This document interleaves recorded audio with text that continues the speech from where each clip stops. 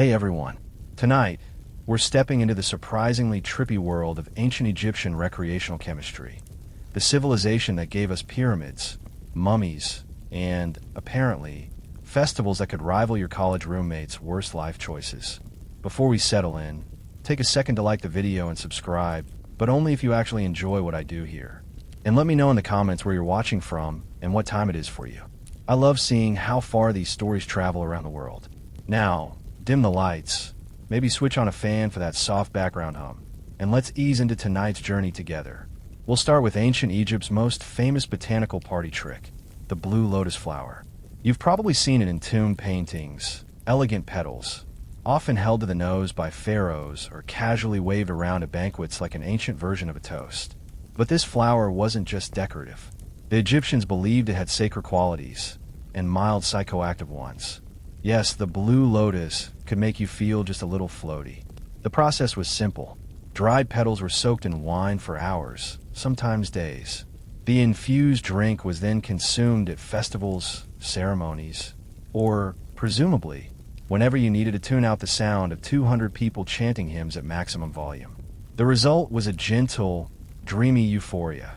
Not enough to make you forget who you were, but enough to make pyramid construction sound like a fun group project. Of course, the Egyptians didn't call this getting high. They called it communing with the gods. Blue lotus was closely associated with rebirth and the sun god Ra, which made it ideal for temple rituals and funerary rites. Holding the flower to the nose wasn't just aesthetic. It symbolized inhaling divine energy itself. And, admittedly, it probably helped take the edge off after a long day of ruling the Nile Valley. The flower appears everywhere in Egyptian art. Pharaohs clutch it. Banquet guests pass it around like a floral peace pipe. Even mummies were adorned with blue lotus for the afterlife. The logic seems to have been, if you're heading into eternity, you might as well be properly supplied. Practical thinking. And while it played a serious religious role, festivals could still get wild. Lotus-infused wine made the music louder, the dancing looser, and the hieroglyphic poetry just a little more profound. Picture a crowd beneath the stars, sipping lotus wine, feeling as light as a papyrus reed in the breeze. For the ancient Egyptians, that was spiritual fulfillment, and also a very good night. There are religious holidays, and then there's the Feast of Drunkenness, the ancient Egyptian equivalent of saying, let's black out in honor of not dying. Subtle name? No. Accurate? Extremely. This annual celebration revolved around the goddess Hathor, who according to myth was once sent to punish humanity. But after a bloody spree that would make any disaster movie blush, the gods decided humanity had maybe learned its lesson. So they trick her into drinking red beer that looked like blood. She passed out, woke up in a better mood, and just like that, mass extinction was narrowly avoided through alcohol poisoning. To commemorate this heroic hangover, Egyptians gathered once a year to get thoroughly obliterated. Not metaphorically, not spiritually, literally. The goal was to drink until one entered a divine trance, which sounds poetic until you remember. This often meant collapsing face first into a mud brick courtyard surrounded by strangers yelling praises between hiccups. The ritual began at dawn with music, clapping, and the ceremonial passing of drinks.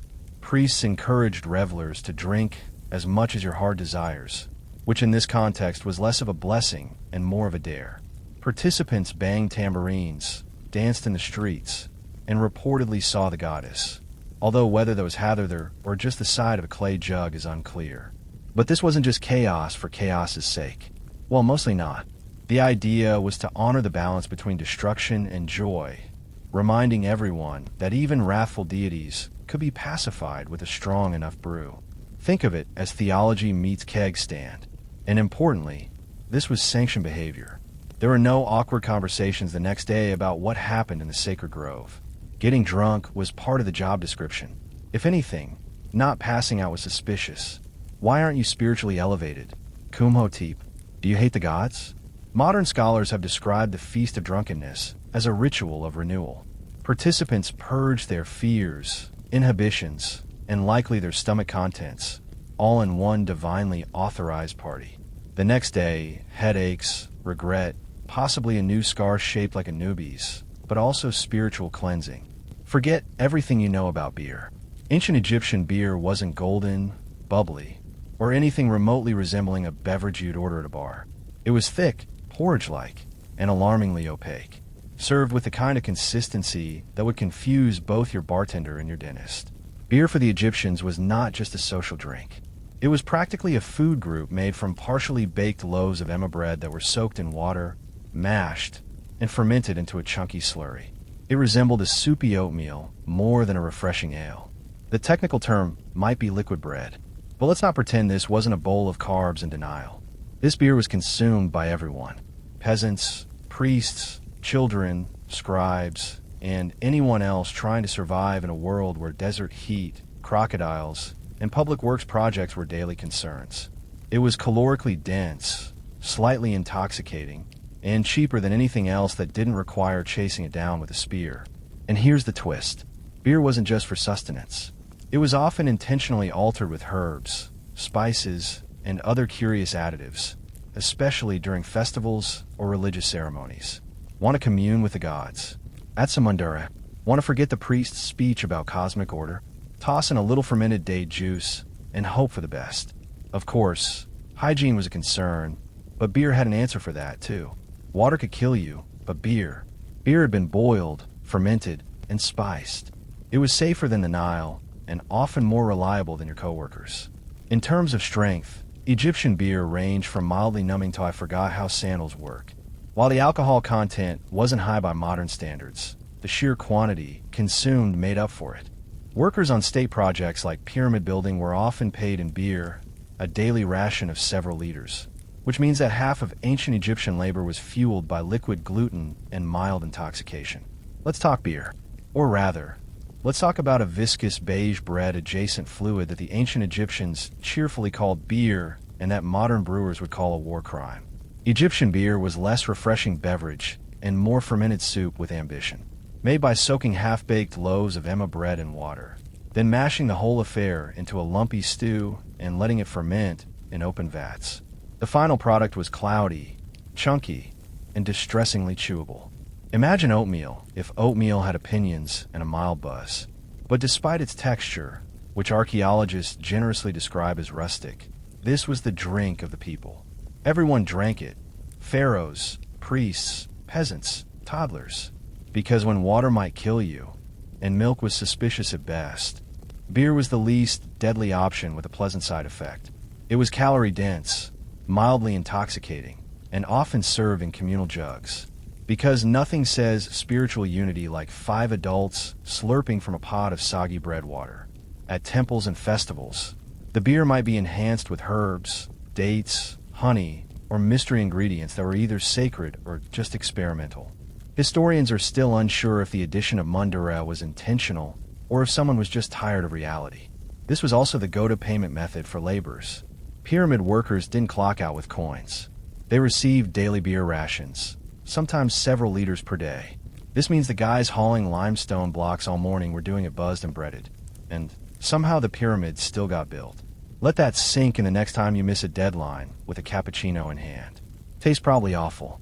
But if you're living in 1300 BCE covered in sand and trying not to die of dysentery, a lukewarm jar of beer porridge is Michelin star cuisine. Also, no foam, no carbonation, no glass bottles, just ceramic jugs, straws with filters to catch the bigger bread chunks, and a national commitment to ignoring mouthfeel. Now that you've washed down your bread beer with a floral buzz, it's time to set the mood with smoke. But not just any smoke. We're talking kiafi, the ancient Egyptian incense that made temples smell like divine bakeries and left everyone wondering if they were actually meditating or just very, very litated. Kiafi wasn't a quick hit of frankincense. This was the perfumed love child of an apothecary and a pastry chef. Recipes varied by temple, but the ingredients often included myrrh, honey, wine, raisins, cinnamon, juniper, mint, and whatever other spices were lying around not being sacrificed. Mix it all up, let it ferment, dry it into pellets, and burn them slowly in sacred spaces until everyone either felt deeply spiritual or forgot why they walked in. It was used in ritual purification, which is code for, let's fill this room with enough fragrant smoke to erase our sins, or at least our memories of last night's feast of drunkenness. Temples didn't have ventilation, by the way. That was considered breaking the mood. So imagine standing in a limestone cube next to a sweating priest waving a smoking dish of kefi like it's freeze for the soul, while a chant drones in Coptic monotone behind you. Visions weren't just encouraged. They were practically inevitable. Whether divine revelation or mild asphyxiation, it didn't really matter. The gods got their tribute either way. To the Egyptians, ki wasn't just air freshener. It was medicine, perfume, and spiritual elevator all in one. Pliny the Elder later wrote that kifi could cure snake bites and improve sleep, which makes sense if you assume the goal was to pass out entirely. Some recipes were so complex they read like ancient IKEA manuals. 16 ingredients, each added in precise phases under specific moons. Honestly, it's a miracle anything got done. But once lit, the aroma drifted across the Nile like a sacred fog machine, signaling that something holy was happening or that someone was overcompensating for yesterday's fish market. Even in death, kifi lingered. It was burned during mummification, buried in tombs, and probably responsible for at least one pharaoh being accidentally embalmed with a spice rub. In short, kifi was Egypt's way of saying, if you can't drink it, burn it and breathe deeply. If Blue Lotus was Egypt's chill friend, and kifi was the drama queen with a smoke machine, then Mundara was the slightly unhinged guest you invited once and immediately regretted. With its forked roots that vaguely resembled tiny humans and a reputation that scared even seasoned priests, Mundara was less herbal remedy and more botanical dare. Used in ancient Egyptian medicine as both a painkiller and a possible aphrodisiac, which is always a terrifying combination. Mundara earned its place in temple recipes and medical scrolls with the kind of cautious reverence usually reserved for wild animals and pharaohs in a bad mood. The Iba's Papyrus, that handy ancient medical text that sounds like it belongs in a Harry Potter class, lists Mundara for insomnia, fertility, and strengthening the heart, which sounds noble until you remember that the wrong dose could just as easily strengthen your heart into cardiac arrest. See, Mundara contains alkaloids like scopolamine and atropine, the kind of compounds that mess with your nervous system and occasionally convince you that your bed is melting. In small doses, it was mildly relaxing. In slightly bigger ones, welcome to Night Terrors, starring R.A. and a crocodile in a wig. And then there's the harvesting myth.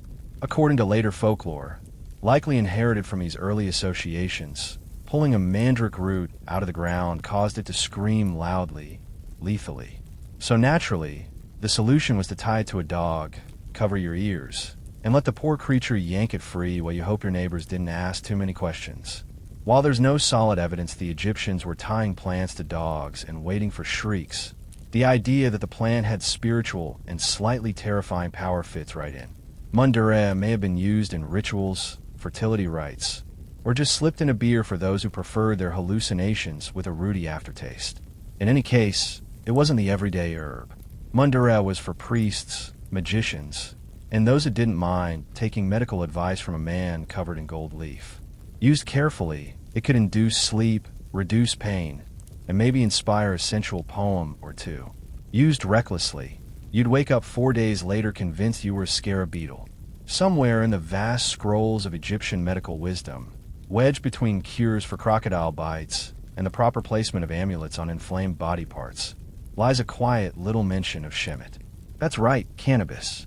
Because when it came to pain relief, the ancient Egyptians didn't just rely on divine intervention or chewing reeds until they forgot their problems. Sometimes they reached for something a little more herbal. Cannabis appears in medical texts like the Ibis Papyrus and Ramesseum Papyrus, mostly as a treatment for inflammation, sore eyes, and various gynecological complaints. Yes, gynecological. Ancient Egyptian women may have had access to THC-infused suppositories, which sounds like a modern wellness trend someone is definitely going to try to resurrect on Etsy. Of course, the Egyptians didn't roll joints or bake brownies with it, at least not that we know of. Cannabis was usually crushed into oils, mixed into salves, or blended with honey. Because if you're going to medicate, why not make it taste nice? Applied topically, it soothed pain. Inhaled accidentally, well, now the temple incense makes a lot more sense. Was it recreational? Officially, no. Unofficially, probably when you're running a civilization in 120 degrees heat, with limited plumbing and a deeply unpredictable crocodile problem. No one blames you for accidentally over-medicating. And if your high priest starts talking to statues a little too confidently, well, who's to say that isn't divine wisdom? There's also physical evidence. Residue analysis from mummies and burial sites has turned up trace amounts of cannabis along with opium and nicotine, which raises either some fascinating pharmacological questions or the world's most suspicious funeral offerings. And let's not ignore the priests. These were men trained to chant for hours, interpret dreams, and stare into incense smoke until something stared back. If their rituals involved cannabis, it wasn't for giggles. It was to facilitate communication with the gods, or at the very least with the wall. Somewhere in the dimly lit, sweet-smelling corners of the ancient Egyptian temple pharmacy, just behind the dried lizards and holy ointments, sat the opium stash. Small wrinkled poppy pods imported from the Eastern Mediterranean, tucked away like a divine secret. Because when you've got plague, pain, and pyramid-related back injuries, sometimes prayer alone doesn't cut it. Though not native to Egypt, opium poppies likely made their debut through trade with Cyprus or CIT. The Egyptians were nothing if not enthusiastic early adopters. By the time of the New Kingdom, poppies were well on their way to becoming the ancient world's go-to sedative, a medical miracle wrapped in mild addiction. Opium didn't just dull pain. It smoothed over childbirth, calmed coughs, soothed gastrointestinal rage, and made temple chants about cosmic balance feel like they actually had a beat. Administered in drinks, pills, or occasionally as suppositories, because of course, it became the pharmaceutical equivalent of saying, "Sh, don't worry about it." Naturally, it found a home in the temple medicine cabinet, that sacred shelf where healing met holy mystery. Priests doubling as physicians administered it during rituals and serious treatments, probably while saying things like, "This will ease the divine tension in your spleen." Whether your god was angry or your mers were, opium could calm them both. The ancient texts don't call it opium directly. Of course, that would be too helpful. They reference extracts from the poppy plant in the same vague way modern labels say natural flavors, which is never comforting. But let's not pretend this was all medicinal. There's always a blurry line between spiritual elevation and a really good nap. And for elite Egyptians, especially those being embalmed, opium might have been part of the final send-off.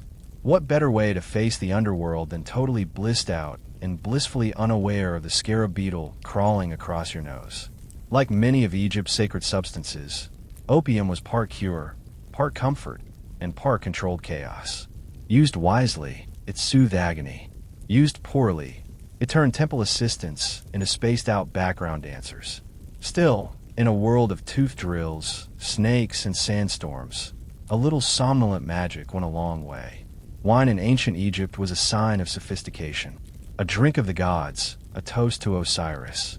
But don't let the elegant amphorae fool you. This stuff could hit like a chariot accident, especially when it came laced with the ancient equivalent of a little something extra. Wines weren't just fermented grape juice. They were infusions, concoctions, and occasionally mild experiments in altered consciousness. Egyptians flavored their wine with everything from mundara and blue lotus to mwirar and frankincense. Ingredients that sound spiritual until you realize they were probably added for maximum mood enhancement. Religious festivals were the main setting for these potent portables. At the Feast of Drunkenness, for example, participants didn't sip wine to appreciate terroir. They chugged it to achieve metaphysical disconnection. The idea wasn't to be tipsy.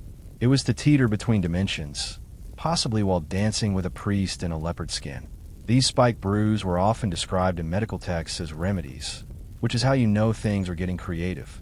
Got a headache? Try a wine infused with fermented lotus. Sore joints? How about some frankincense infused red, aged 2 weeks in a clay pot? Existential dread? Well, that one needed priestly supervision and possibly a format.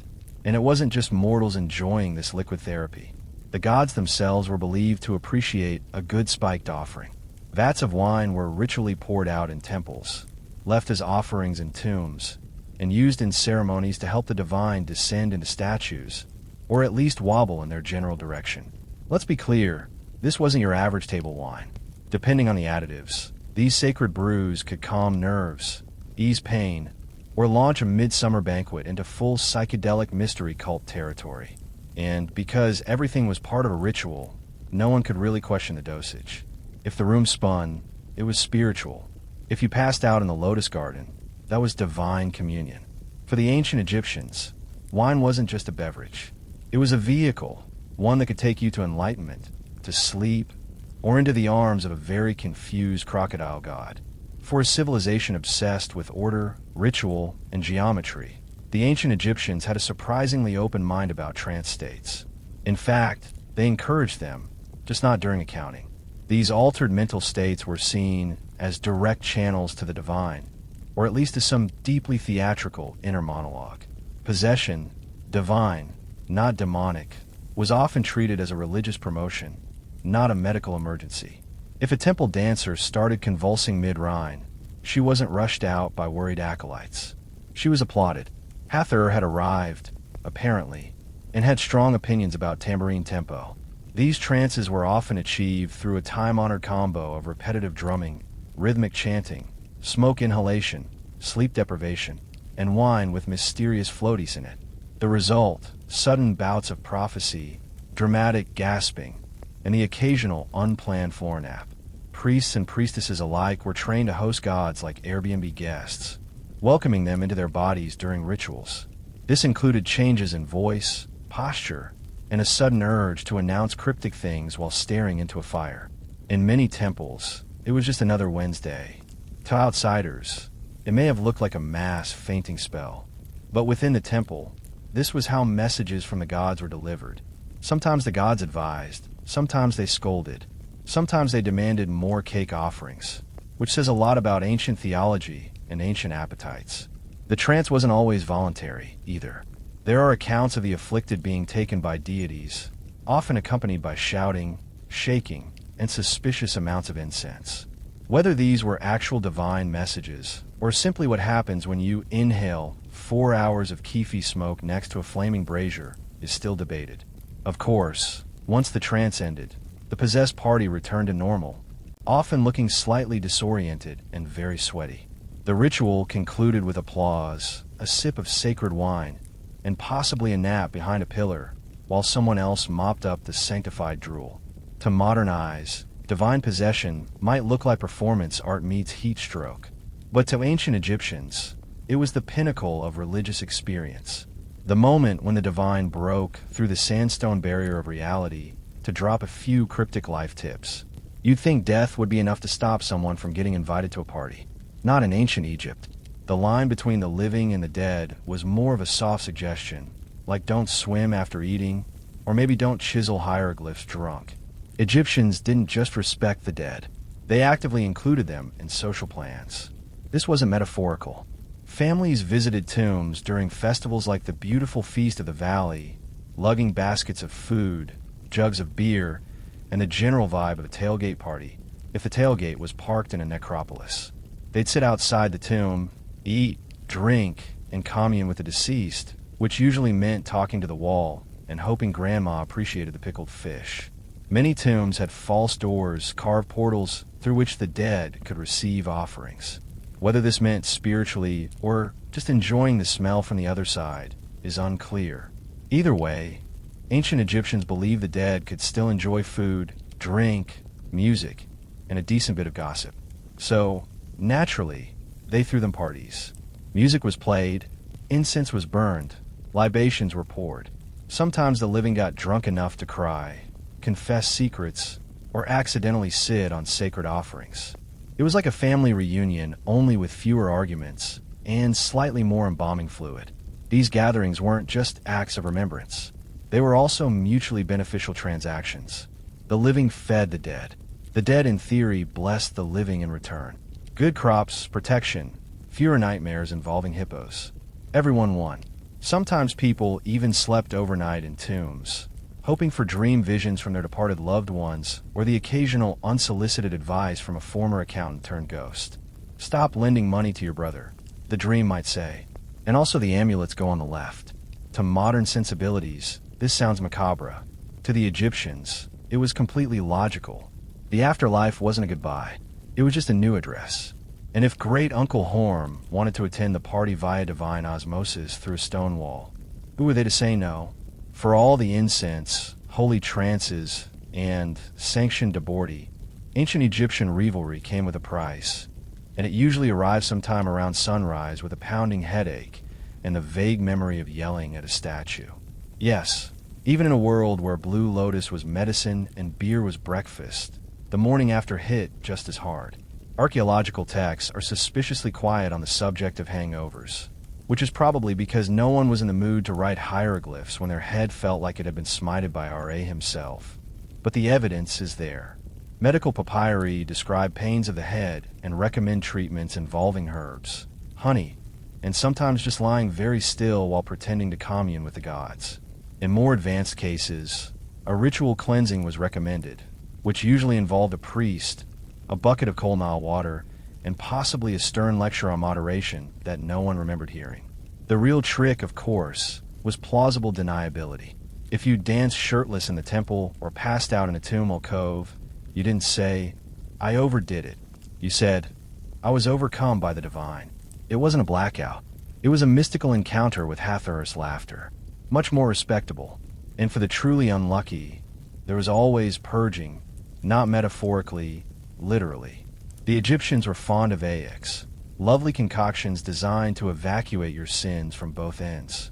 Imagine being handed a drink that tastes like regret and being told, "This will restore your balance." Moments later, your balance is definitely gone. The priests, of course, fared better. They had training. They had ritual authority. And most importantly, they had people to carry them home. Meanwhile, common revelers woke up with lotus petals in their hair and sandal imprints on their faces, wondering whether they danced with a god or just someone very committed to the role. Still, no one swore off the next celebration because spiritual enlightenment, as it turns out, is addictive, especially when it comes with beer, smoke, and a mild chance of falling into a trance and yelling your neighbor's secrets in front of a statue. When ancient Egyptians prepared for death, they didn't just pack linens and a decent eulogy. They packed snacks and drugs and possibly a backup stash, just in case eternity got boring. Because if you thought the partying stopped after your heart was weighed, think again. It just moved underground. Tombs weren't silent, solemn places. They were carefully curated starter homes for the soul, complete with food, booze, and mood-enhancing herbal arrangements. Mummies were entombed with blue lotus petals, wine jugs, incense cones, and the occasional sealed mystery jar, which archaeologists now eye with both reverence and mild suspicion. Take Tutankhamun, for example. When Howard Carter cracked open his tomb, he didn't just find gold and furniture. He found wine, oils, herbs, and what can only be described as the ancient Egyptian version of a wellness kit. If a modern influencer were buried today, it would look disturbingly similar, minus the canopic jars. This wasn't just luxury. It was strategic. The soul, or bar, if you're fancy, needed nourishment and stimulation in the afterlife. Eternal bliss wasn't going to maintain itself after all. So priests and embalmers made sure you were entombed with all your spiritual comfort items, food offerings, sacred perfume, and a generous dose of whatever got you through long temple ceremonies while pretending to be enlightened. Some tombs even include instructions to the dead on how to prepare and enjoy these items in the afterlife. It's not enough to carry blue lotus into eternity. Apparently, you also needed directions in case divine short-term memory was a thing. And let's not forget the opening of the mouth ritual, which was supposed to let the dead eat, speak, and let's be honest, sip that sacred fermented beverage with proper technique. Because it's hard to toast Osiris with a closed jaw. All of this tells us one very clear thing. The ancient Egyptians did not separate pleasure from piety. If something brought them closer to the gods in life, even if it was a psychoactive flower soaked in wine, it belonged in the tomb along with your amulets, your linen headrest, and possibly a starter pack of dreams. Ancient Egypt gave the world pyramids, mummies, and eyeliner that could block out the sun, but it also perfected an unspoken truth of civilization. Sometimes the people running things are just high enough to think it's going well. Officially, the pharaoh was the earthly embodiment of Horus, chosen by the gods to maintain Ma'at, cosmic order. Unofficially, temple priests had the keys to the sacred stash, the incense budget, and the daily schedule of who gets to chant next to a burning bush of ki until they pass out. The religious elite weren't just spiritual guides. They were state-sanctioned pharmacists supplying the population with everything from calming ointments to full-blown psychedelic experiences disguised as Holy Communion. If it smelled strong, tingled on contact, or made you speak in metaphor for 3 days, it probably came out of the priesthood's apothecary. And while pharaohs were the crowns, it was the priests who knew how to blend mundara with wine and not kill anyone. This gave them an enormous amount of soft power, not just in healing and ritual, but in managing the emotional and mystical tone of society. You didn't ask, what's going on with the harvest? You asked, what did the high priest see in his trance last night? Spoiler, it was usually a falcon and a lot of swirling gold light. Let's not forget the economic side. The temples were landowners, employers, and massive centers of drug production. Blue lotus didn't grow itself. Someone had to harvest it, dry it, ferment it, and whisper to it in sacred verse. So yes, religion was very holy, but it was also a well-oiled machine, one that ran on faith, herbs, and occasionally mind-altering doses of divine inspiration. In many ways, the question of who ruled Egypt was less about crowns and more about who controlled the incense burners. Because if the gods spoke through visions, and the visions came after a priest sniffed something pungent in a sealed chamber, well, you do the math. In theory, ancient Egypt was all about balance, justice, and order. In practice, if you were rich enough to afford a private tomb and someone to fan you while you digested, you also had access to the good stuff, the kind of narcotic rarities that didn't show up in the village clinic scrolls. Make no mistake, ancient Egyptian society was a hierarchy, and mind-altering substances followed the same rules as everything else. Pharaoh at the top, goat herder at the bottom, and everyone else politely sniffing dried flowers and pretending it was enough. While commoners got barley beer and maybe a whiff of temple incense if they leaned close enough, the elite were bathing in blue lotus oil and sipping spiked pomegranate wine out of gold-rimmed chalices. Some of the more potent substances, mundara key blends laced with opium, imported cannabis resins, were likely restricted to ritual or medical use, which just happened to align perfectly with the daily schedules of court officials and high priests. Funny how that worked out. Take Pharaoh himself. The divine ruler of Upper and Lower Egypt couldn't be expected to process the metaphysical weight of ruling without a little help from the sacred pharmacopoeia. If his dreams were considered state messages from the gods, then sedating his insomnia with a psychoactive nightcap wasn't indulgence. It was national security. Even in death, the elite kept their stash close. Many tombs contain medicinal vials, incense cones, and wine jars with labels so vague they may as well have read for ceremonial purposes only. One wonders if the gods actually required that much imported poppy resin, or if Tutankhamun just liked to keep his options open. Meanwhile, the lower classes weren't exactly locked out of the experience. They just had to settle for the watered-down versions. Beer thick enough to chew, weak incense, and whatever passed for spiritual euphoria during an 18-hour shift building obelisks. And when someone did get their hands on a forbidden substance without a permit, that was likely called witchcraft, heresy, or a very bad day to be a field laborer.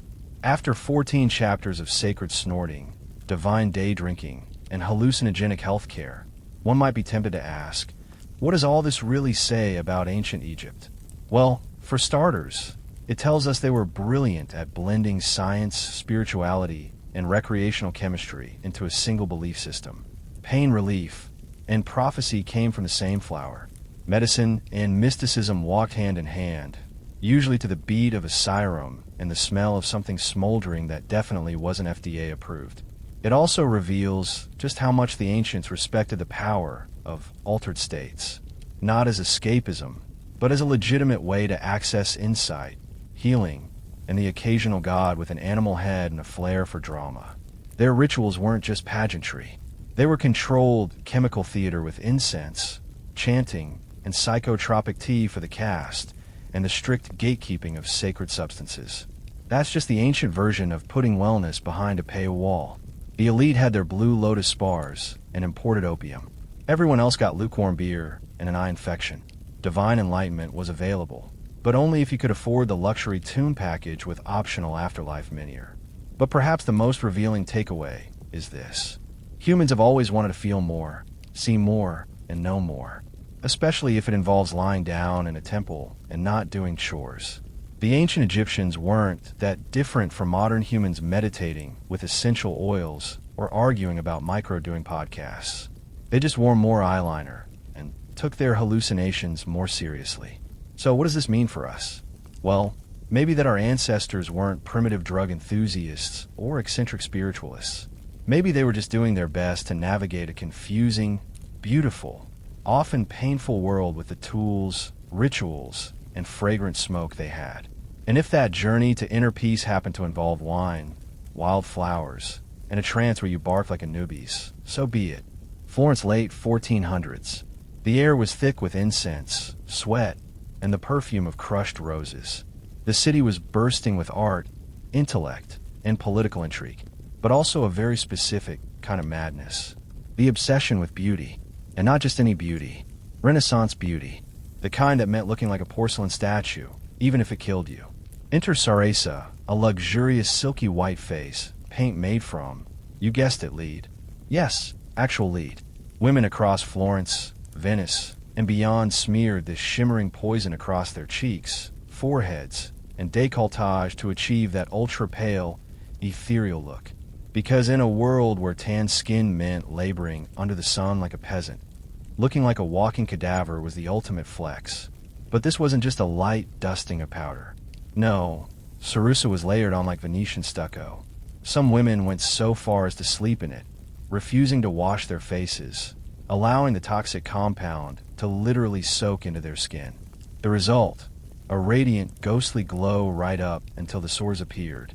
And when they did, they just applied more lead to cover them. You know, like a Renaissance Band-Aid. One that guaranteed the wound would never heal. If the lead didn't get you, the mercury might. Used to treat blemishes and fade sunspots, mercury was another charming element in the Renaissance beauty arsenal. Combine that with arsenic-based tonics and vinegar face baths, and you had a full-blown chemical warfare routine marketed as elegance. And let's not forget the classism baked into every powdered pore. Noble women wanted their skin to look untouched by sunlight or hardship. So the paler the better, even if it made them anemic, delirious, or eventually dead. Looking divine came at a divine cost. But perhaps the most ironic part, the women who could afford all this toxic luxury also had access to imported perfumes from the Orient, rose water distillations, and camphor lace tonics. They literally smelled like angels while their skin peeled off in sheets. If you had a functioning pair of eyebrows in Renaissance Florence, you clearly weren't trying hard enough.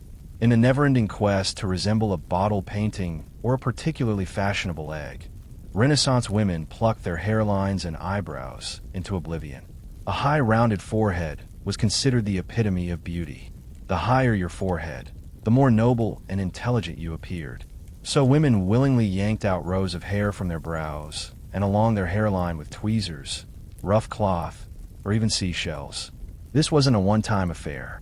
It was routine maintenance, a weekly ritual of pain and precision. For stubborn hairs, women rubbed in concoctions made from walnut oil or cat dung. Yes, cat dung to thin the regrowth.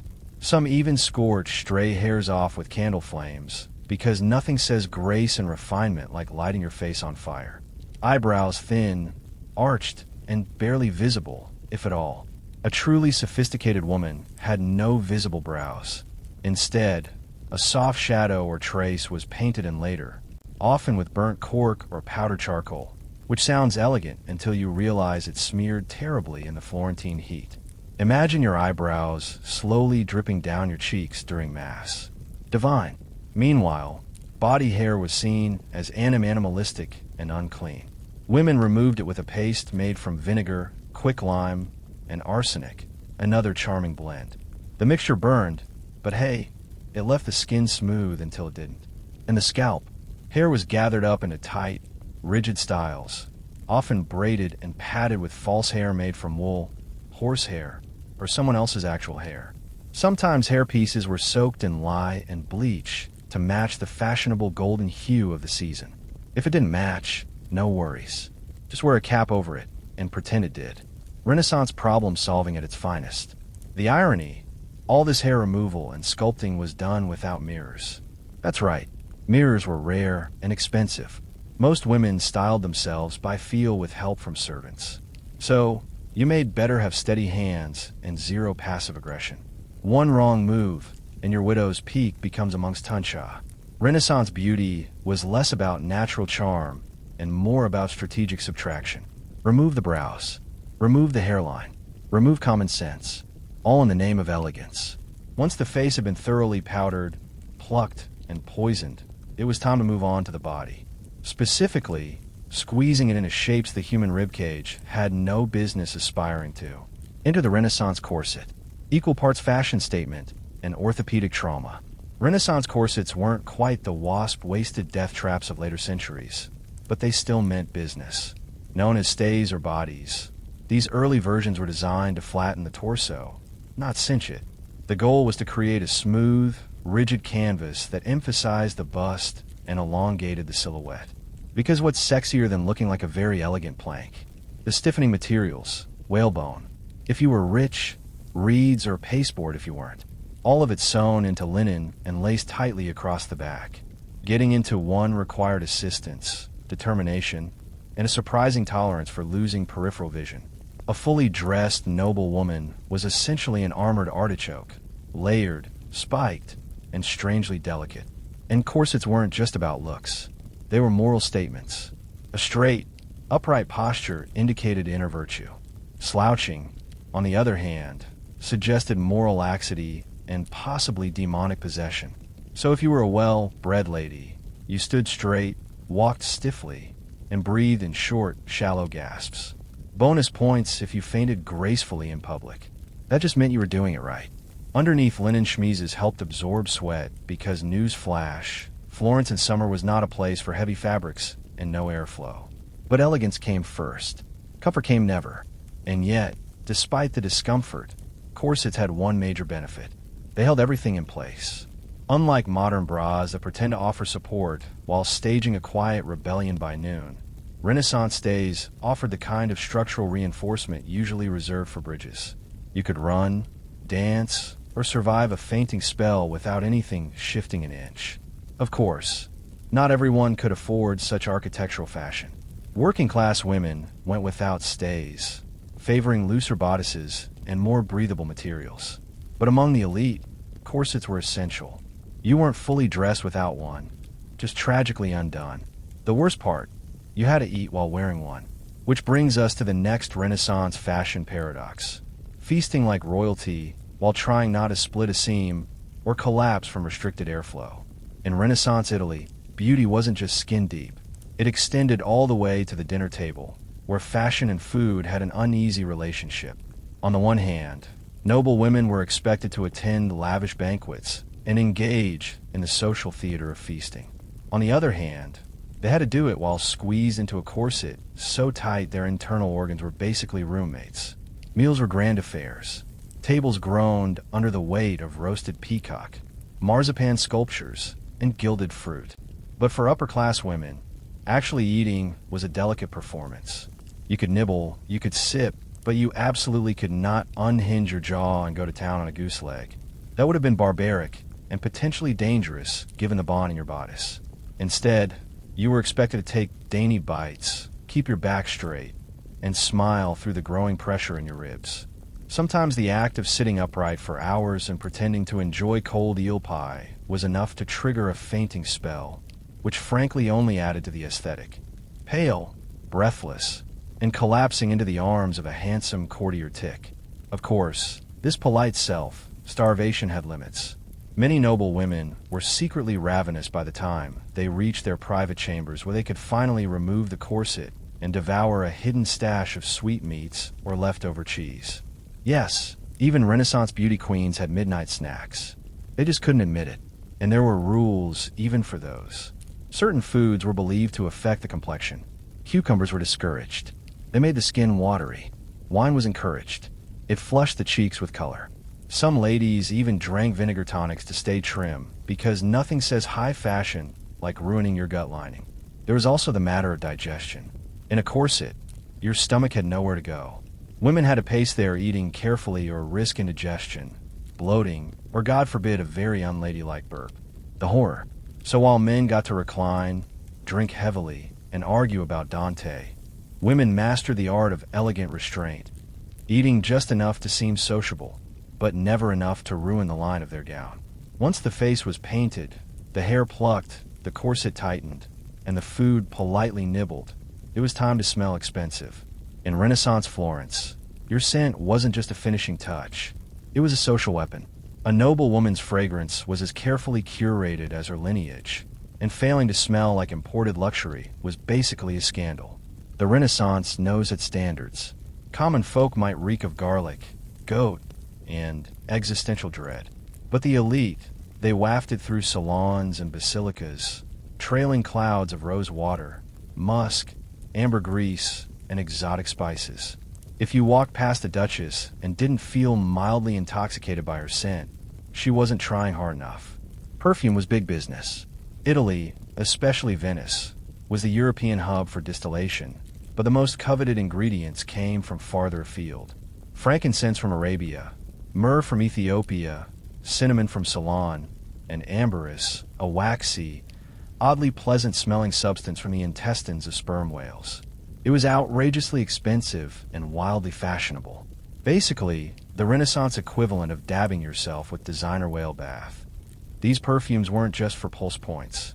They were soaked into gloves, stitched into dress linings, and sprayed onto handkerchiefs that ladies would flutter dramatically whenever someone less hygienic came too close, which was often. Streets were filthy. People bathed irregularly. Perfume wasn't a luxury, it was armor, and for the ambitious beauty, scent layering was essential. First came the scented bath, usually a rinse of rose water or camphor, then a dusting of crushed violet petals, followed by an oil rubbed into the temples or wrists, and finally a heavy mist of whatever concoction your apothecary swore would make men weep and rivals faint. Some even wore pomanders, delicate perforated orbs filled with aromatic herbs around the neck or waist. Others dangled them from their belts like olfactory warning bells. Approach with caution. I smell of cinnamon and judgment. But these potions weren't always benign. Some perfumes contained turpentine or tinctures so strong they could trigger headaches, nausea, or fainting. One wrong blend, and you went from seductive to insufferable. Still, the right fragrance could open doors, or at least noses. A woman who smelled divine had power. Power to entrance, distract, or just to survive, of a crowd of unwashed poets. If Renaissance beauty was a battlefield, then fashion was the armor, and Florence was its glittering war zone. The fabric you wore didn't just say something about you. It screamed, it sang, it flounced down the street, declaring your family's wealth, your husband's rank, and whether or not you had any shame in bankrupting him for a sleeve. Velvet was the crown jewel, imported, dyed, and woven with the kind of care usually reserved for saints' relics. Velvet was thick, heavy, and absurdly expensive. Wearing it in summer, a true power move. You were hot, yes, but you were important.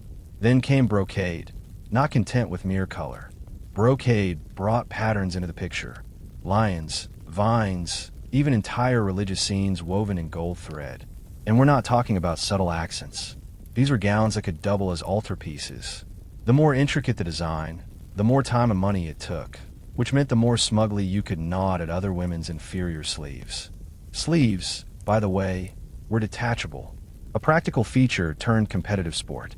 Wealthy women owned entire wardrobes of sleeves to mix and match, flaunting them like today's designer handbags. Embroidered, puffed, slashed, pearl-encrusted. Some sleeves were so elaborate they needed their own storage system, and occasionally their own servants. Colors were coded, too. Deep blues and crimsons were made with rare dyes like lapis lazuli and cochiol. Pigments so expensive they were locked away like treasure. Only the rich could afford these hues, and sumptuary laws in places like Florence tried and failed to restrict certain colors to the nobility. But laws are boring. Dresses were not. Even the underlayers were ornate. Chemises were trimmed with lace. Petticoats peeked out in silken flashes. And girdles, belt-like accessories weren't just decorative. Some were studded with gems and hidden pockets for perfume, prayer books, or possibly revenge notes. But all this fashion came at a price, literally. A single gown could cost more than a year's wages for a craftsman. And yet, noble women didn't just have these gowns. They needed them. Every social event was a stage, and every outfit a statement. Wearing the same thing twice, social suicide. Renaissance fashion didn't stop at the ankle, though in fairness, no one was really supposed to see your ankles. Modesty dictated that a woman's feet be kept decently hidden beneath layers of jade and silk, which was a pity considering how completely ridiculous Renaissance footwear often was. Let's start with the Chopin, the most theatrical shoe ever invented. Chopins were essentially high platform soles. Think ancient Roman sandals crossed with stilts. Originally from Venice, they were designed to keep fine dresses above the muddy, plague-infested streets. But over time, function gave way to fashion and Chopins got taller. Much taller. Some were over 20 in high. Yes, that's not a typo. 20 inches. Wearing them required balance, training, and frequently a servant on each arm. Walking on a dead was considered both a physical feat and a social risk. If you fell, you didn't just lose your dignity. You might take out half the wedding party with you. In Florence, shop-ins weren't quite as extreme, but the trend still trickled down. Wealthy women wore delicate pointed slippers, often made of velvet, embroidered with silk thread and lined with fur. These were indoor shoes. Outdoors, you wore patterns, wooden or cork platforms strapped underneath your slippers to protect them from the street. A practical solution, unless you tripped and shattered your kneecaps on cobblestones. Foot binding wasn't a thing in Renaissance Italy, but the pressure toe heavy, dainty, narrow feet absolutely was. Shoes were pointed, narrow, and not built for actual walking. But who needed to walk when you could glide from sedan chair to palace hall, leaving a trail of crushed flower petals and broken arches? And then there were the stockings. Women wore a finely knit hose made of silk or wool tied at the knee with ribbons. These ribbons were sometimes scented because if someone caught a glimpse of your shin, you at least wanted to smell fabulous. Of course, lower-ass women wore simpler shoes, sturdy leather for labor, clogs for wet work. But the noble class treated footwear like a secret weapon. Unseen, impractical, and incredibly expensive. All of it reinforced a single message. Real ladies didn't walk. They floated. They glided. They suffered gracefully and in style. After hours of being powdered, plucked, laced, perfumed, stuffed, and platformed, what came next? That's right, dancing. Because nothing completes the Renaissance beauty ritual like trying to glide across a polished marble floor in 20 pounds of fabric and 2 in of breathable lung space. Courtly dances were serious business. These weren't your carefree tavern-style reels. No, Renaissance court dances were slow, elegant, and excruciatingly choreographed. Every step was rehearsed, every movement symbolic. The wrong foot placement could imply social ineptitude. A misstep, scandalous. You might as well shout, "I own nothing," and lapis lazily and run barefoot into the Arno. For noble women, dancing was a test of composure. The most popular forms, like the pavan or the galliard, required gliding in precise patterns, keeping your gaze modest, and never under any circumstance breathing through your mouth. That was considered undignified, which is unfortunate because corsets did not allow for deep breaths. Every galliard leap was a calculated gamble against passing out cold, and yet it was crucial. A woman's grace on the dance floor was as vital to her reputation as her dowry. Parents hired dance tutors the way modern influencers hire lighting designers. You learn how to turn, how to bow, how to fan yourself just enough to be mysterious, but not so much that you look sweaty. The goal was to radiate effortless control, even as your shoes blistered and your ribs whimpered. There was also the matter of social strategy. Dancing offered rare opportunities to interact briefly with eligible men. Gloved hands touched for a moment, eyes met during a bow, perfumes mingled. It was flirtation with footnotes. But say too much, move too boldly, or heaven forbid, laugh. You risked ruining your entire aesthetic of pious elegance. Meanwhile, the background noise of every court event was a choir of judgment. Other women critiqued your gown, your hairstyle, your posture. Servants whispered, tutors freaked, and all the while you had to maintain the illusion that none of it mattered. But it did. A clumsy turn or an off-rhythm curtsy could haunt you for weeks. So you danced, you smiled, you endured, and when the music finally stopped, you excused yourself to repowder your sweat-streaked Sousa before round 2. The guests had departed. The candles had melted into waxy puddles, and the Renaissance noble woman, divine, dazzling, and delicately dying inside, finally made it back to her chambers. But sleep? Not yet. First came the Renaissance version of the night routine. Spoiler alert, it was less self-care and more controlled deterioration. Step 1, the unmasking. Out came the linen cloths, rose water, and raw egg whites. The lead base Arusa had to be gently removed, not because it was delicate, but because scrubbing too hard would take skin with it. Many women used a mix of almond oil and vinegar to lift the layers, hoping their complexion underneath wasn't too ravaged. Spoiler, it usually was. Then came the hair, or what was left of it. Carefully, the pins and fake braids were uncoiled. Any adhesive used to keep forehead wigs in place had to be dissolved with herbal tonics. Ladies hoped the cat dung and quicklime they used for hair removal earlier in the week hadn't left bald patches. No pressure. Next, the corset unlacing. A spiritual experience, one that usually involved gasping, groaning, and possibly an audible crunch as ribs regained their original shape. Women could finally breathe. Not deeply, but enough to sigh in relief and maybe whisper, "Never again," for the 100th time. The feet were peeled out of slippers, revealing the crushed remains of what used to be toes. If you were lucky, your servant brought a basin of warm water with lavender or rosemary to soak them. If not, you just stared at your feet and wondered if you'd ever feel joy again. Finally, you were rubbed down with sweet oils. Or, if you were particularly devout or paranoid, an alchemical tonic promising to preserve your youth. Never mind that it smelled like old copper and probably contained powdered beetles. Beauty is pain, also possible by pestilence. And then at last the candle was blown out. Not with a huff still too improper, but a delicate puff like you were apologizing to the flame. You lay back, hairline too and farther back than it was last year. Skin slightly more ghostly than the day before. Lungs recovering from corset trauma. But tomorrow you do it all again. Because in Renaissance Florence, beauty wasn't just a look. It was a lifestyle. A full-time high-stakes performance with no intermission. In the audience, everyone.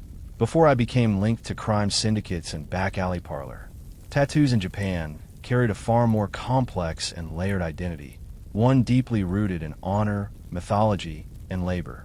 Long before the Edo period, Japanese tattoos were used as punitive marks, burned or etched into criminals' faces and arms to permanently brand them as outcasts. But by the 1600s, these crude symbols had evolved into something far more intricate, something closer to art, devotion, and even spiritual armor. In Edo, Japan, society was rigidly structured. Class divisions were clear. Samurai had swords. Merchants had rules. Everyone else, they had restrictions. The Tokugawa shogunate enforced strict codes on dress and behavior, especially for the lower classes. Ornate robes, luxurious fabrics, and flashy jewelry were reserved for the elite. But human nature always finds a loophole.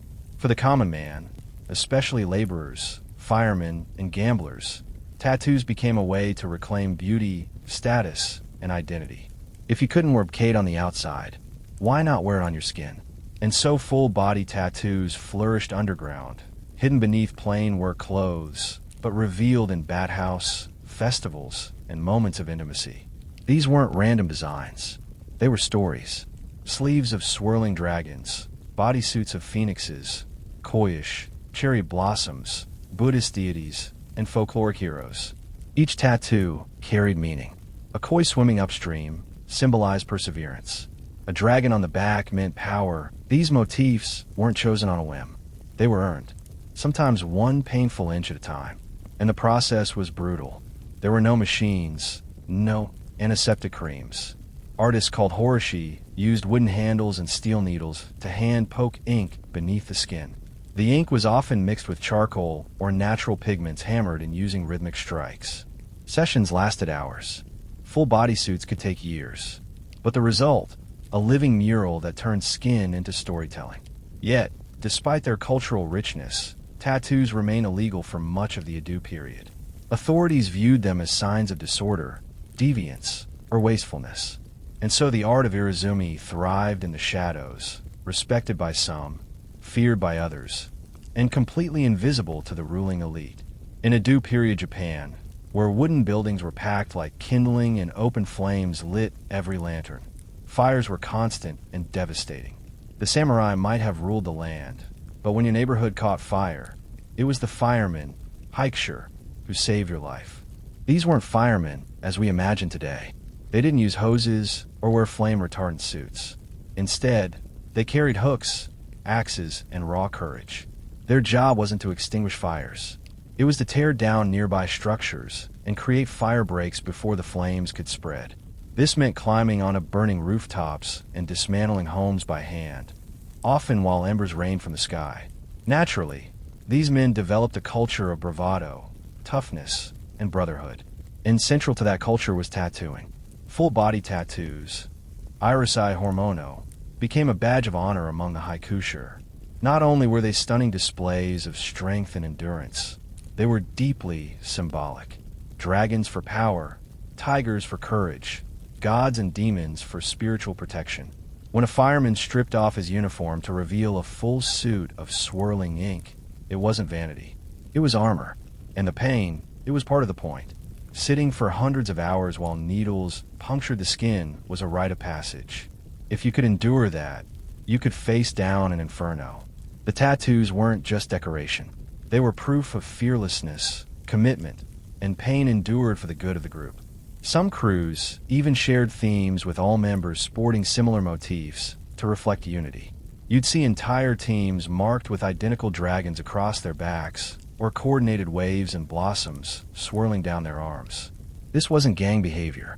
It was solidarity, brotherhood forged through smoke and fire. But it wasn't legal. Tattoos were still frowned upon by the authorities, seen as vulgar or wasteful, especially for public servants.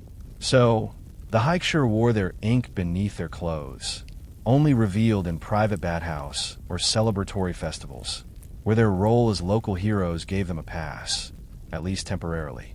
Ironically, these same men were admired in their neighborhoods and feared by the elite.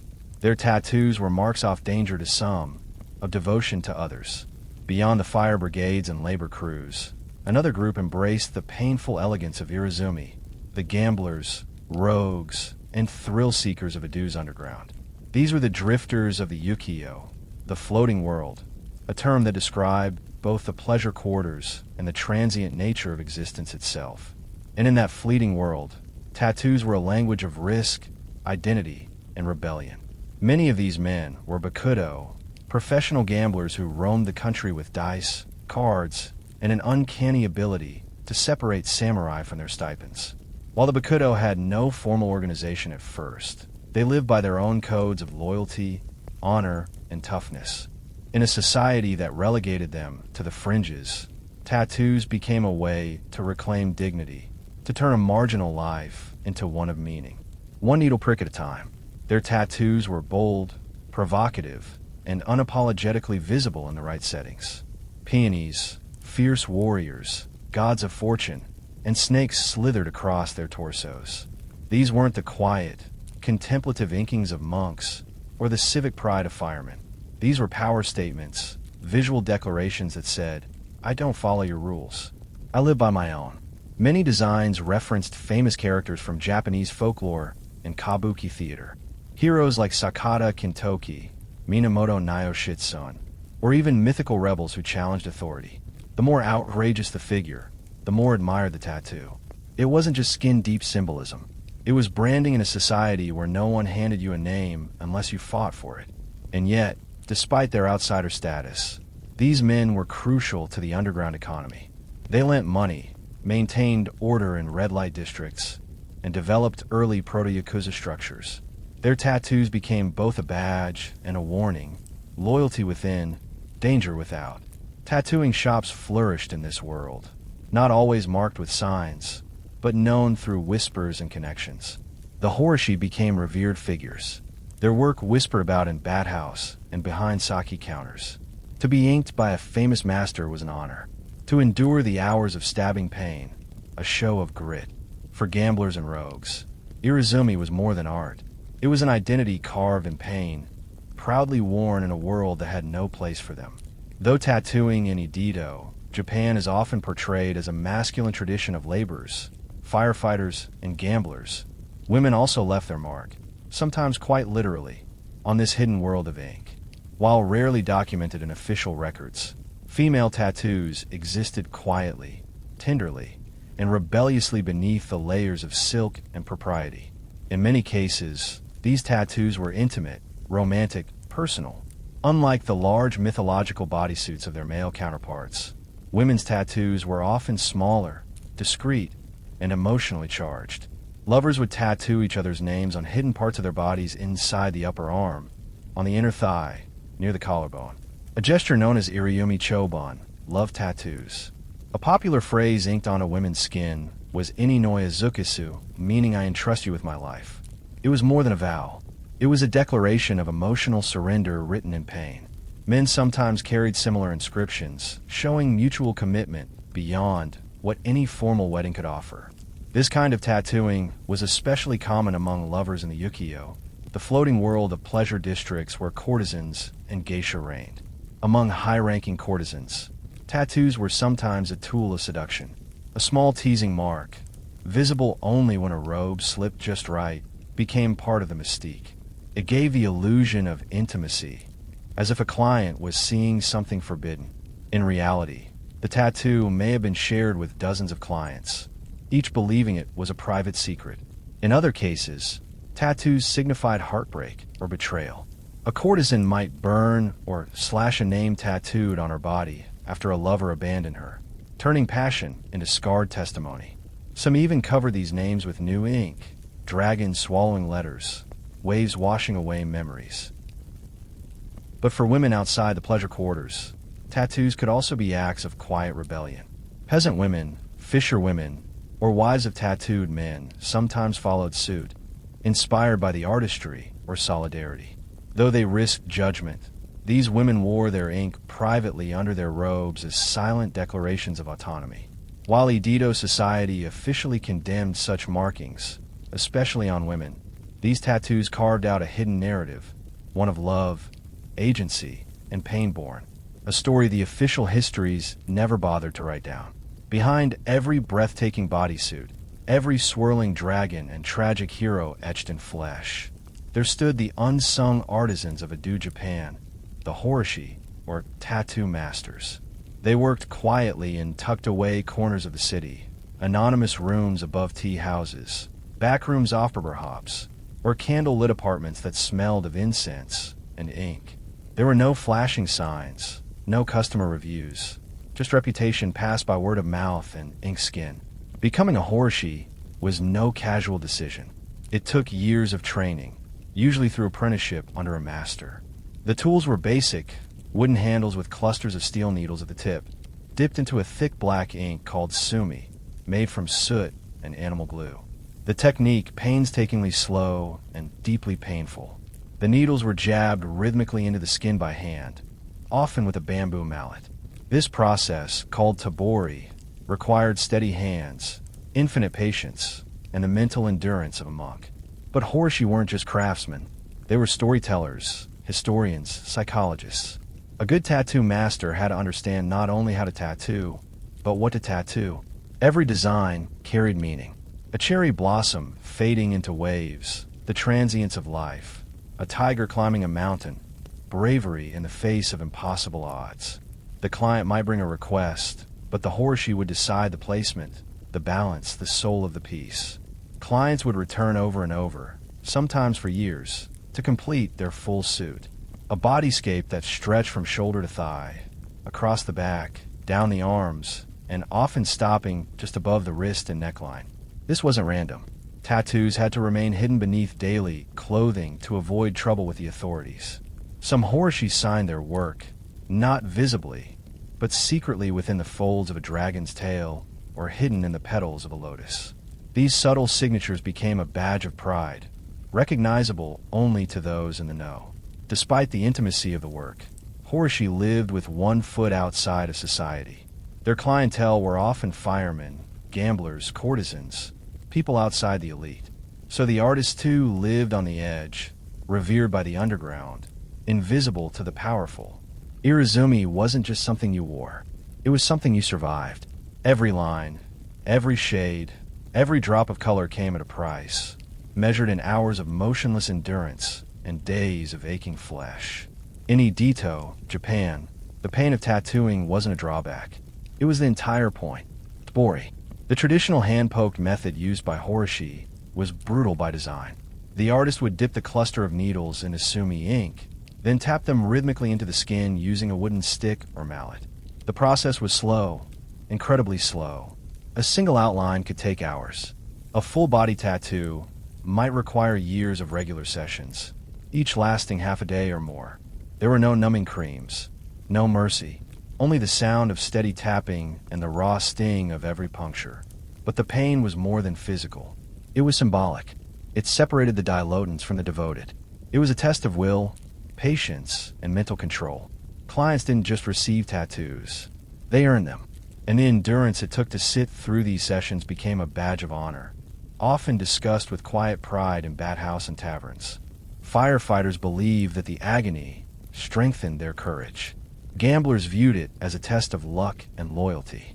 Courtesans and lovers took on the pain as a symbol of their emotional depth. For some, it was a punishment. For others, purification. There was a spiritual dimension to it as well. Enduring pain was seen as a kind of self-discipline similar to fasting or meditation. Buddhist themes were common in Irizumi, not just because of their aesthetic value, but because they reflected ideas of suffering, rebirth, and enlightenment. With each completed session, a person didn't just come closer to finishing a tattoo. They came closer to transformation. And there were rules. You couldn't flinch. You couldn't cry out. Moving too much could ruin the design or earn you a scolding from the Horishi. Only the most serious clients completed their full bodysuit, known as munawari, with a chest panel left blank to avoid shocking society if the robe fell open. In a world where the elite wore silk and status, the tattooed wore pain and permanence. Every inch of an Edito tattoo told a story. These weren't random designs picked from a menu. They were mythologies mapped onto the body. Carefully chosen symbols, each one with layered meanings encoded in swirling ink that stretched from shoulder to ankle. For the tattooed in Edo, Japan, the body became a canvas of personal folklore. Take the koiish, for example. It wasn't just decorative. A koi swimming upstream represented strength, determination, and the willingness to face impossible odds. According to legend, a koi that reached the top of the waterfall became a dragon. It was the perfect metaphor for a man trying to climb his way out of the lower classes to prove something the world refused to see. Dragons were everywhere, but they weren't the fire-breathing monsters of Western myth. They were protectors, spiritual guardians, powerful, wise, and deeply tied to the forces of nature. A dragon coiling across the back wasn't meant to intimidate. It was meant to shield, a constant unseen presence between your skin and the world. Peas symbolized bravery with a touch of elegance. Tigers stood for ferocity and resolve. Waves meant life's unpredictability. Demons and ghosts. Warnings. Cautionary tales inked into the flesh as reminders of the dangers lurking in both the physical and spiritual world.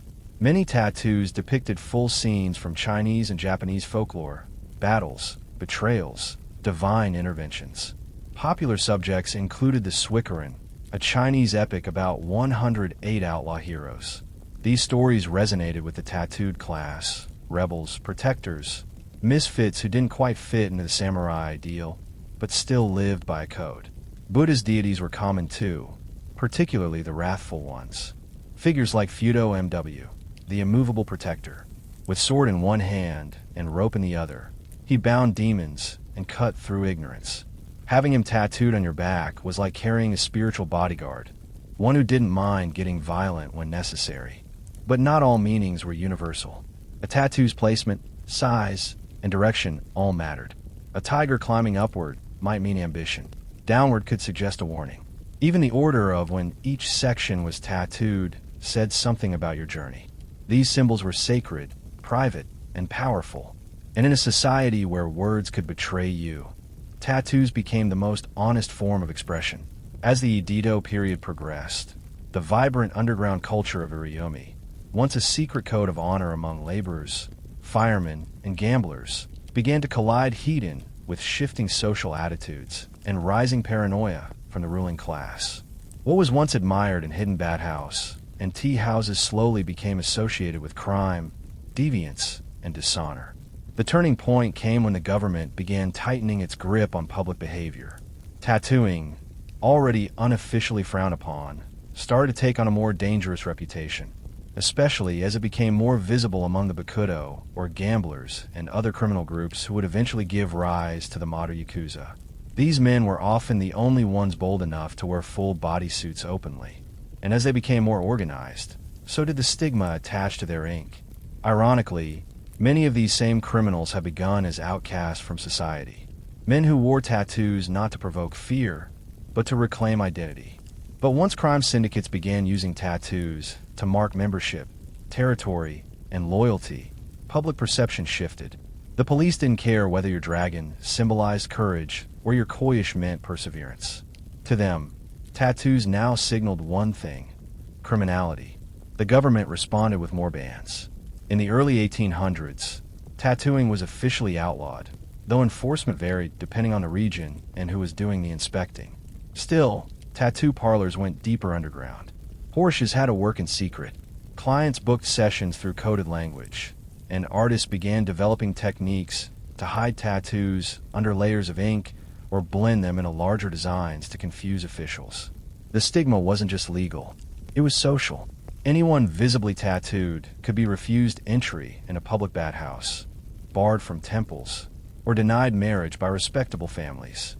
Tattooed bodies became taboo, and the art form, once a mark of bravery or spiritual symbolism, was recast as something vulgar, dangerous, even evil. But the tattoos didn't disappear. They simply went deeper, both under the skin and under the radar. For every government crackdown, there was a new design, a new hiding spot, a new client willing to endure pain for something meaningful.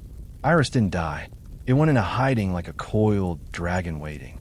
As Japan stepped into the modern age with the Meiji Restoration in 1868, the new government was eager to present the country as civilized, orderly, and most importantly, westernized. And in this new image of modern Japan, tattoos had no place. Irizumi, with all its cultural depth and underground prestige, was declared stain. The government doubled down. Tattooing was not only criminal, it was now embarrassing, something savage, something shameful. Foreign diplomats were horrified by the elaborate bodysuits worn by Ido's working class. And Japan, desperate to be taken seriously by the West, responded by pushing tattooing deeper underground than ever before. Yet, even as it was banned for Japanese citizens, tattooing curiously became a tourist attraction. British and American sailors flocked to Japanese ports and sought out Horishi to take home pieces of exotic oriental body art. Ironically, the very art form Japan sought to bury was being preserved by the very foreigners whose approval they craved. And still, the tradition didn't die. Horishi adapted. They changed their clientele, moved their studios further into secrecy, and kept the Tabori method alive. Master-apprentice lineages survived in whispers. The techniques, symbolism, and tools were passed down carefully, often within families or tightly knit artistic circles. In the 20th century, Irizumi became deeply entangled with the Yakuza. The full bodysuit, hidden beneath business suits, became a symbol of loyalty and fear within the criminal underworld. Once again, tattoos were about pain, honor, and secrecy, but this time without the folkloric grace of Edo firemen or mythological koi. The art was still there, but the public had turned away. Even today, the legacy of that stigma lingers. Despite modern interest in tattoo culture worldwide, Japan still views tattoos with suspicion.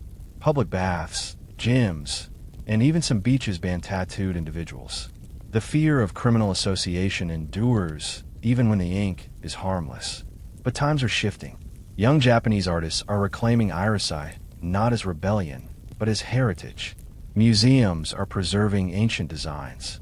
Art lovers and historians are finally acknowledging the craftsmanship. And a new generation is asking, why should we be ashamed of our own skin? In a culture built on layers, of robes, of meaning, of silence, remains the most honest expression Japan ever tried to hide. In Renaissance Europe, discussing sex openly was taboo, unless, of course, you were doing it through a thick Latin manuscript wrapped in religious guilt and printed under church supervision. Enter the marriage manual, a strange genre of literature where theologians, monks, and celibate scholars explained how good Christians were supposed to get busy solely for the purpose of procreation. Naturally, these manuals were less 50 Shades and more 46 permissible positions for the glory of God. Titles like De Matrimonio or The Book of the Family disguised what they really were.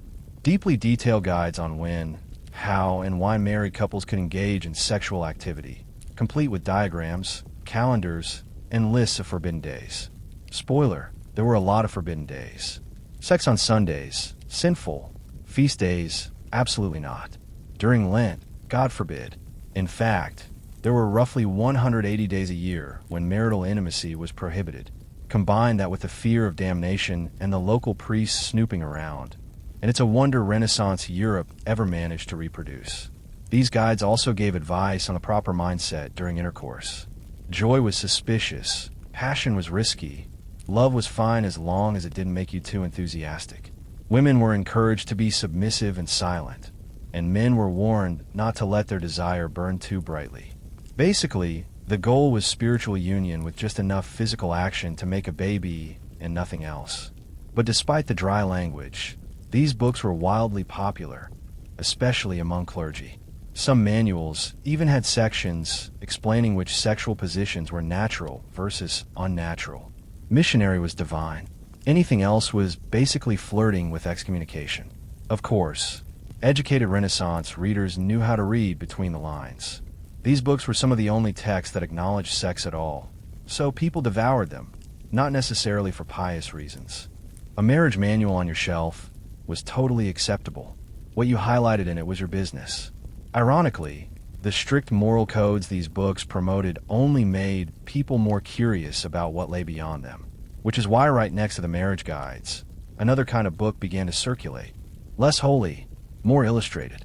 On the surface, they were scientific marvels, detailed anatomical treatises, often illustrated by respected artists and backed by university scholars.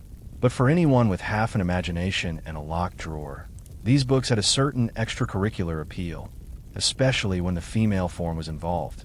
The Renaissance saw an explosion of interest in human anatomy, thanks to dissection being legalized in certain regions and artists like Leonardo da Vinci pushing the boundaries of scientific observation. Texts like De Mani Corporis Fabrica by Andreas Vesalius were considered groundbreaking medical references. They were also, whether intentionally or not, kind of steamy. Why? Because they showed women naked in exquisite clinical full-body detail. Breasts, hips, genitalia, nothing was omitted.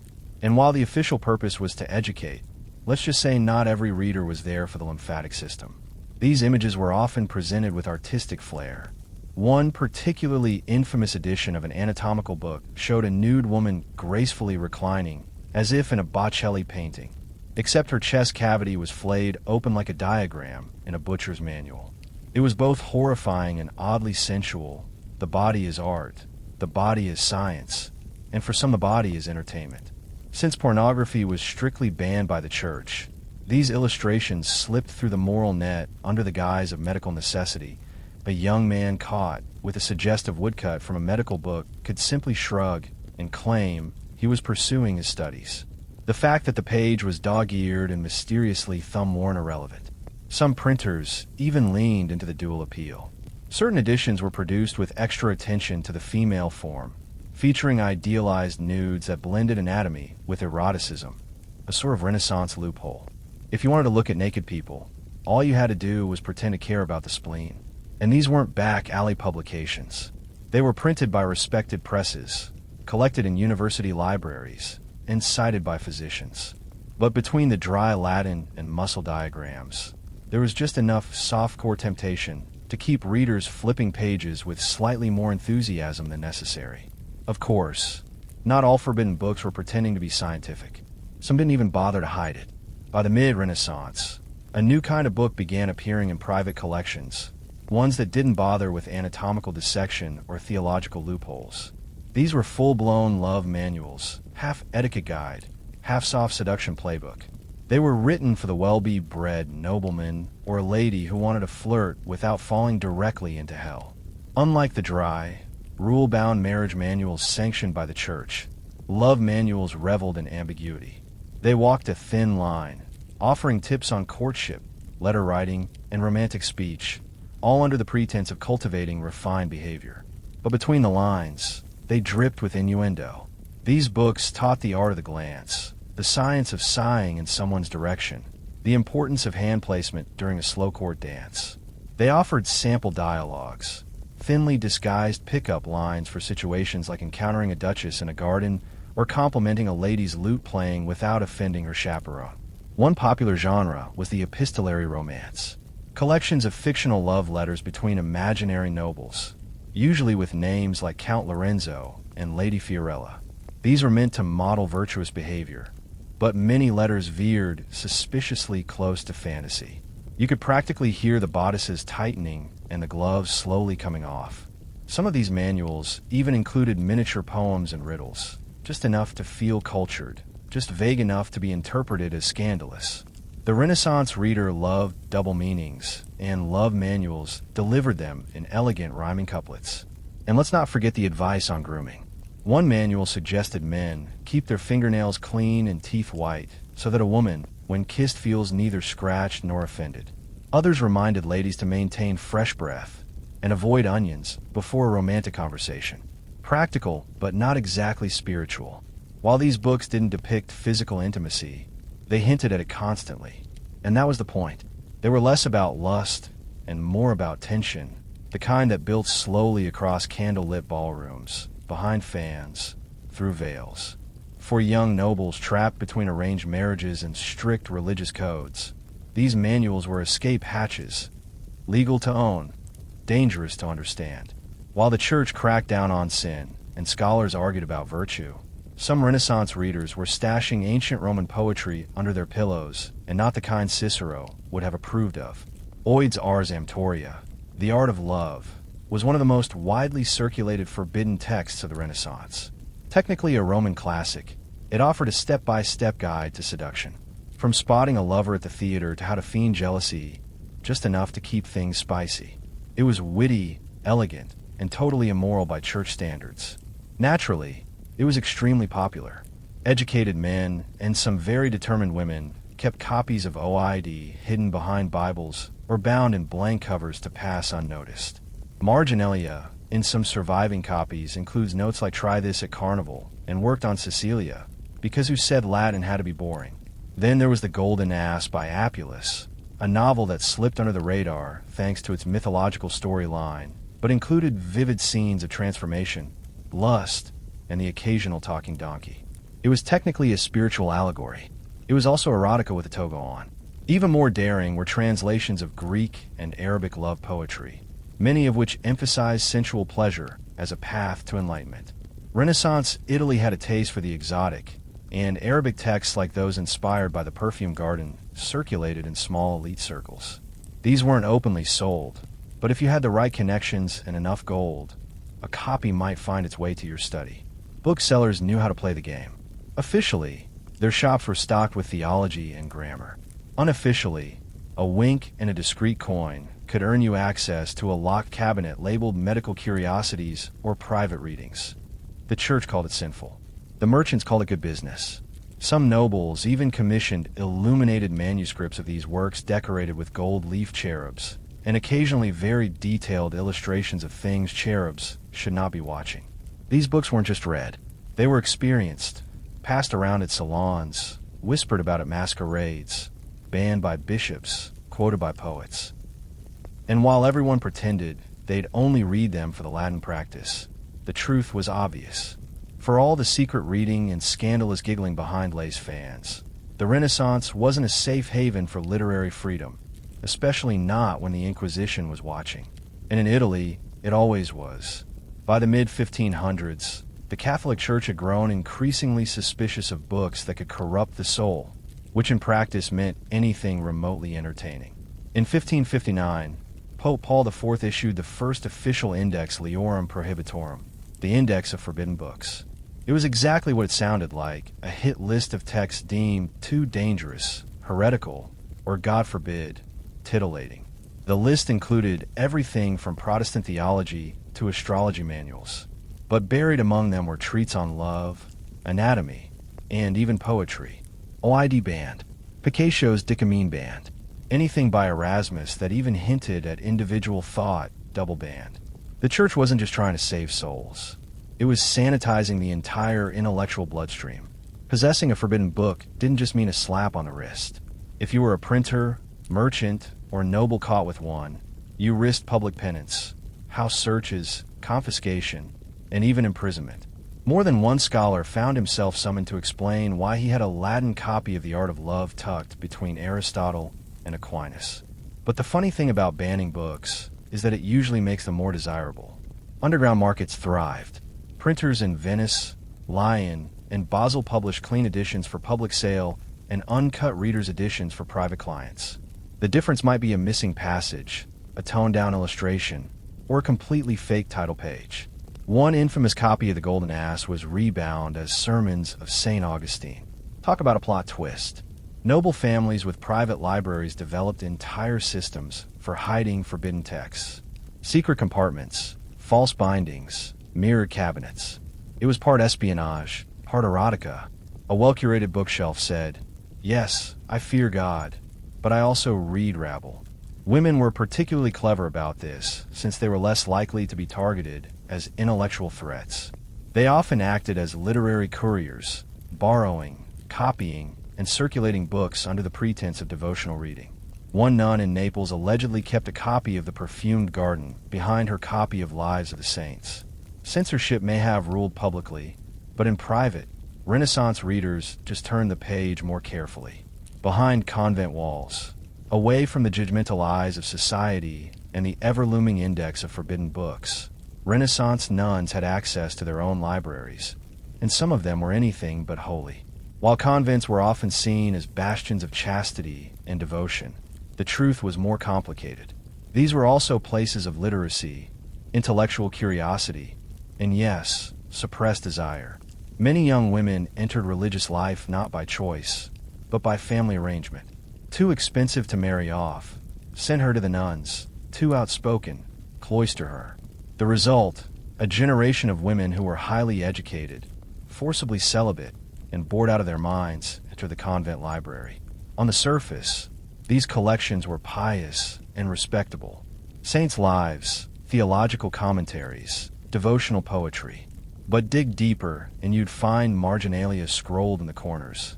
Entire passages underlined with suspicious enthusiasm, and in some cases handwritten copies of banned love poetry tucked discreetly between prayer books. One nun in Ferrara was famously reprimanded for translating Ovid's Amore into the vernacular allegedly for educational purposes. Others wrote their own verses, coded, melancholic, and often steeped in longing. Scholars today suspect that some of the most passionate Renaissance sonnets attributed to anonymous courtly ladies were actually penned by cloistered women using writing as a kind of romantic escape hatch. And it wasn't just poetry. Some convents had copies of anatomical treatises, ostensibly for medical knowledge, since nuns often acted as nurses. But as we've seen, anatomy books were rarely just about medicine. One abbess in Florence even petitioned to keep her convent illustrated anatomy manual on the grounds that it helps the younger sisters understand temptation, which is a very creative interpretation. Of course, the church tried to regulate what was read behind those walls, but literacy meant autonomy, and autonomy meant subversion. Forbidden texts circulated quietly between trusted hands. Pages were memorized, copied, passed along with coded bookmarks. The scent of ink and vellum became for some more intoxicating than incense. In the silence of evening, after vespers and confession, a young nun might light a candle and open a worn book, not of scripture, but of something warmer. A poem, a story, a stolen fragment of a world she'd never touch, but could still imagine. Because sometimes the most forbidden books weren't about lust. They were about freedom. Not all forbidden books were kept in libraries or chained to monastery shelves. Some were hidden in aprons, buried under floorboards, or whispered from memory in back alley markets. These weren't printed by respected presses or debated in salons. These were the other Renaissance texts, the magical ones. Handwritten grimoires, herb manuals, and charm books passed between midwives, herbalists, and women who were definitely not calling themselves witches, but everyone else was. Love was power, and power, especially when exercised by a woman, was dangerous. That's why love spells were among the most feared and popular forms of forbidden knowledge. Renaissance charm books often included instructions on how to win affection, cause obsession, or rekindle a cold marriage. A strand of hair, a cup of wine, a muttered phrase beneath the full moon. It wasn't theology. It was folk science, and it worked, or at least it felt like it did. One famous spell book from southern Italy included a ritual for ensuring fidelity. Sow a pinch of dried basil into your lover's doublet. Whisper their name 3 times and sprinkle rose water on their pillow. If they dreamed of you that night, the magic had taken hold. If they didn't, well, there were stronger measures. Aphrodisiacs were another staple of these underground texts. Recipes blended Renaissance, bought with medieval imagination. Cinnamon and anise, ground oysters, Mundera root. Sometimes effective, sometimes toxic. One apothecary manual cheerfully recommended a mixture of honey, wine, and powdered stag antler to awaken the fires of Venus. He failed to mention the violent nosebleeds. Men were curious, but women were the primary readers and keepers of these texts. Many passed recipes and rituals from mother to daughter, especially in rural areas where priests visited infrequently and midwives handled everything from birth to heartbreak. But owning such a book was a gamble. The Inquisition didn't look kindly on women with too much knowledge, and a love spell was just a witch trial waiting to happen. So pages were hidden, burned, or disguised as herbal journals. You could be an herbalist on Tuesday and a heretic by Thursday, depending on what someone saw or imagined. By the late Renaissance, the printing press had changed everything. Books were no longer handcrafted treasures for the elite. They were commodities. And while Gutenberg may have started with Bibles, it wasn't long before printers discovered a far more lucrative market, desire. Venice became the capital of this quiet revolution. It had the perfect mix of wealth, lenient senses, and a healthy appetite for vice.